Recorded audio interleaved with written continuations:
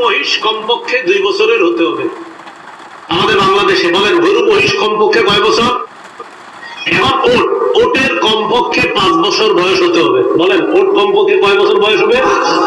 5 বছর বয়স হতে হবে। গরু মহিষ কমপক্ষে 2 বছরের হতে হবে আমাদের বাংলাদেশে। বলেন গরু মহিষ কমপক্ষে কয় বছর? 2 বছর। ছাগল ভেড়া কমপক্ষে 1 বছর হতে হবে।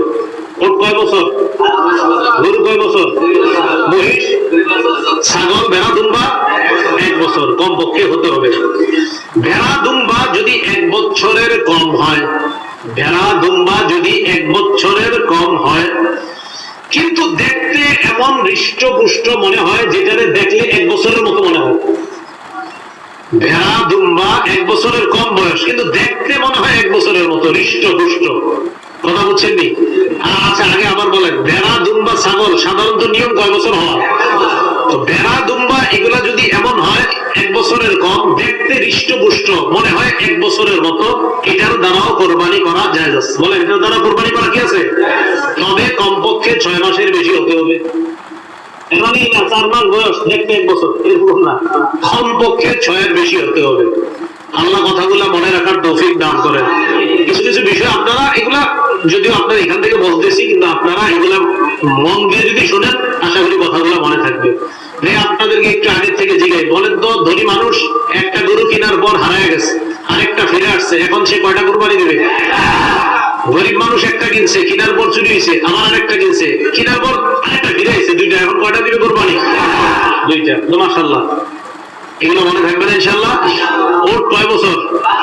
গরু মহিষ, মহিষ কয় বছর? 2 বছর। কোরবানি কয় তারিখে?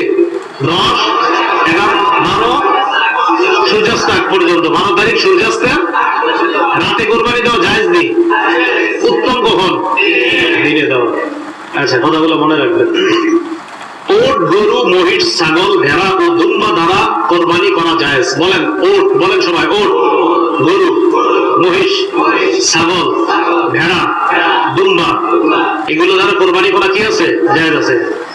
গৃহপালিত পশু ছাড়া অন্যান্য পশু, বলেন তো আমার সাথে, গৃহপালিত পশু ছাড়া অন্যান্য পশু। বলেন যেমন হরিণ, বন্য গরু এগুলো দ্বারা কোরবানি জায়েজ নেই। গৃহপালিত পশু ছাড়া যেমন হরিণ, বন্য গরু ইত্যাদি এগুলো দ্বারা কোরবানি দেওয়া কি নাই? জায়েজ নাই।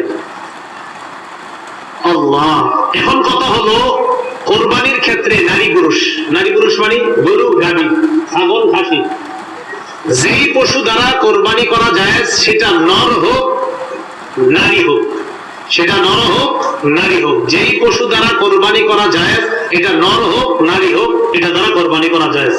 বলেন তো আপনারা, যেই পশু, এটা গরু হোক, তো গরুর মধ্যে এটা নর নারী দুটোটা দ্বারা কোরবানি করা কি আছে? ছাগলের মধ্যে আপনার বকরি, খাসি উভয়টা দ্বারা কোরবানি করা জায়েজ আছে। তাহলে এই ক্ষেত্রে আপনার ওই নারী পুরুষ ওই কথা বলা বা এগুলা করা এগুলো কোনো সমস্যা নেই, জায়েজ আছে।